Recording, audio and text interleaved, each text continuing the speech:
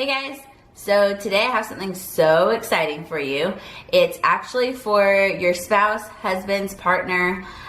It's all from the male perspective. So today we're sharing dad advice straight from the one and only, my husband. So if you're ready for it and if you want to go get your spouse, I highly recommend you doing that. But it's a good one. So stick around, subscribe, and without further ado, here we go. Hey, what's up guys? Hey, you want to know something crazy? It's being a first-time dad. Being a first-time dad was a crazy experience for me, but in a good way. And there's a lot of things that I wish I would have known or people would have shared with me when being a first-time dad, rather than, oh, you're going to lose a bunch of sleep, or make sure you get plenty of rest, or, nerve-wracking, or all these things. It is some of those things, and it's in a good way though. One of the things that I would definitely like to share is the birthing experience is amazing and nerve-wracking. It's loving and joyful. But one of the things that I wished I would have done more of is I wish I would have documented more. Being a first-time dad, I was going through the motions and trying to figure it all out. And one thing I really wish I would have done is, like I said, document more, like with a video camera, pictures, documenting, like different things, different milestones, whether it's, changing the next size diaper from a newborn to a 1, or whatever it is, going from liquids to solid food and just things like that. It doesn't sound very important now, but I think you'll cherish it as the time goes. And you hear all kinds of stories about moms and their experience and those things. But as a dad, there's an emotional attachment, obviously. But these are things you're going to want to look back on and remember and show your kids. So one thing I wish I'd have done more definitely is document. I really I do it all the time now. I'm taking pictures pretty much every day of my kids and videotaping them and whatever I can do just to have fun with them, but be able to savor those moments for as long as possible. And so that's really important to me, and something like if we were sitting down and having coffee, that's something I would tell another up and coming new dad, really, really savor those moments. Another piece of advice I really wish someone would have told me, and this is one that I had to figure out on our second child, is that your wife is your teammate, right? And so I didn't really realize that the first time around, because the baby's waking up in the middle of the night, the baby has poopy diapers all the time. There's a lot happening, right? Like the baby's hungry, and there's only so much you can do when they're hungry. I mean, that's, unless they're either bottle fed or formula fed, then yeah, you can help. But if they're just nursing strictly, which mine were, there's only so much you can do. But being the teammate, just like if you're on the same team, right? You have the same thing in common. You want your kids to succeed, but you want to succeed as a parent, right? You want to do your best, and with that, I wish I would have known to help my wife out more. I figured that out, like I said, on the second child, where I was waking up in the middle of the night to help the kids, to ease them at the middle of the night when they wake up scared or have a bad dream or whatever it is, feeding them, doing all kinds of things. And when I wasn't doing those things with our first kid, it created some tension, some arguments. Those are the things you don't want to do. You don't want your family to start out that way on a bad foot or a bad note, because it just creates an environment that you don't want for your kids, but obviously not for yourself, right?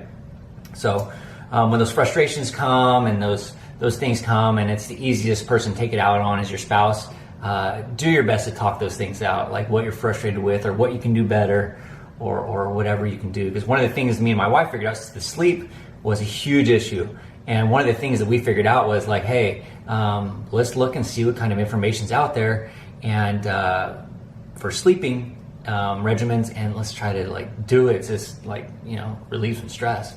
And my wife found a book called Baby Wise. I recommend that book. It's huge saver for us, We put our kids on this, our firstborn on this schedule, and it was a game changer. He was sleeping through the night. He was sleeping like 7-8 hours, and it didn't all come at once, don't get me wrong, but it definitely came quick enough to where I was like, yes, this is amazing.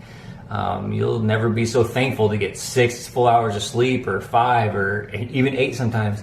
And it's a game changer because you're refreshed, your wife's refreshed, in order to, start the next day and give your kids your all, and your wife your all, and yourself too.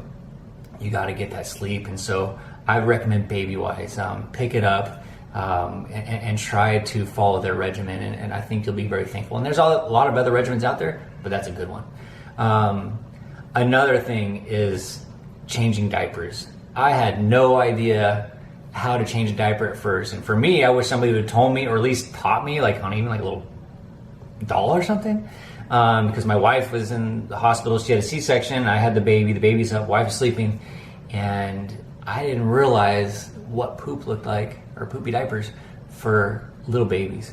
And it's not what I expected. It's oily and messy, and I probably went through 20 wipes to get this thing done the first time, where it was so bad for me that I had to call the nurse in and ask for help because I wasn't sure what I was doing. So save yourself some embarrassment on that one, and just try to practice a little bit. I mean, I don't know, put some mud on a doll or something, I don't know, and try to wipe it the best you can, because it's a different experience for me at least, trust me on that one.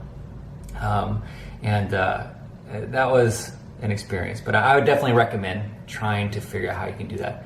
Another thing is as the baby started growing up and stuff, I was a helicopter dad. I still am probably a little bit. I tend to be a little more on the safe side, or operate on the safe side, but I was just like, not letting them walk too far, or not letting them, like be around people that were like, rough or whatever. Not rough, but like, the kids that play hard or whatever, without trying to hover around them, make sure they don't fall, make sure they don't get hurt.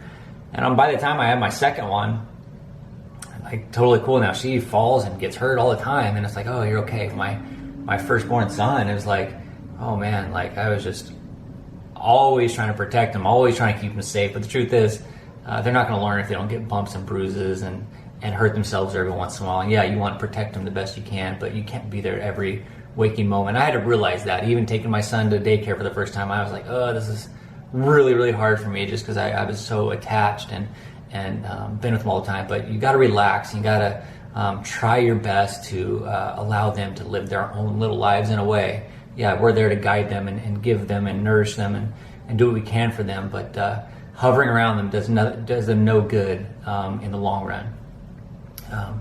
Another piece of advice: talk to other dads. Man, I felt so isolated because I was talking to my wife about things, but I didn't reach out. It wasn't that there wasn't options out there, but I didn't reach out and say, hey, like, how are you doing this, or how are you doing that? And just to have that experience with somebody else, that like, hey, there's another dad, and they know what I'm going through, and I know what they're going through, so we can bond. And it's a great thing to have, creating a fellowship and a relationship with another guy that's going through the same thing, can really help, because you guys can share tips and tricks with each other that might be able to help. And one, maybe it'll work for you, and maybe it works for them, and so on and so forth. That's something that I really wish I would have done more of. I do it now, but I wish I would have done that as a first-time dad, because it probably would have helped me out a lot with maybe even the diaper changing and the helicopter dad stuff, and helping my wife. Those are some major things that I wished I would have done better at. But that takes me to the next piece of advice, and the most important. And sometimes I get a little emotional when I'm talking about it, so I apologize. I tend to get a little sensitive, but it's being present. I quit my job that I worked at for 20 years. I was working 60, 70 hours a week, right? So it was a lot of work. Made really good money, but I was not present. I'd go to work at 5 a.m., come home at 5 or 6 p.m. I only got to see my kids for an hour or two, and then we'd go to bed, right? It wasn't the greatest experience, so I decided to up and quit my job one day. And so to go be a realtor and try to figure that life out, and still trying to figure that one out, But long story short, I left that job because I wanted to be present with my kids. And that is the most important thing you can do, the most important thing you can remember. Be there for them. As men, we wander off in our minds sometimes, right? Like trying to do busy work, trying to not think or watch TV or watch football or be with our friends or whatever it is. But your kids need you, man, they need you. And being with them is something you can cherish. They will cherish, but also you will cherish for the rest of your life. Anytime you can spend with your kids, that's, it's so important to them, but it will not only benefit you and benefit them, but those benefits will last a lifetime, because they get to grow bonds with you. They get to just grow their relationships with you and you with them. And you can just know each other like the back of your hand, just like you would your wife. You know what they're saying. Like my daughter, I know what she's saying, even though she doesn't say anything yet. Her goo-goos and gagas and whatever it is. And she says Baba for everything, but somehow I know what Baba means for everything. And it's different things all the time. It has nothing to do with the Baba. It could have something to do with she wants an apple or juice or whatever it is. But that's the most important thing, being present with them. It's easy, especially with your phone, to have your phone on you and while you're playing with them and look at your email or look at social media or take a phone call. But truth is, those need to be silent, because those things can wait. And those moments you get to spend with your kids, you will never, ever, ever regret. I'm telling you the truth. If you can take anything from today, any piece of advice that I'm giving you, be present.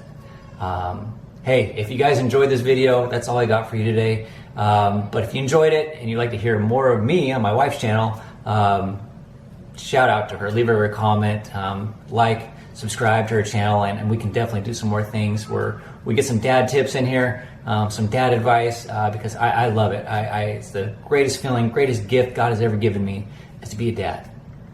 Have a great day, guys.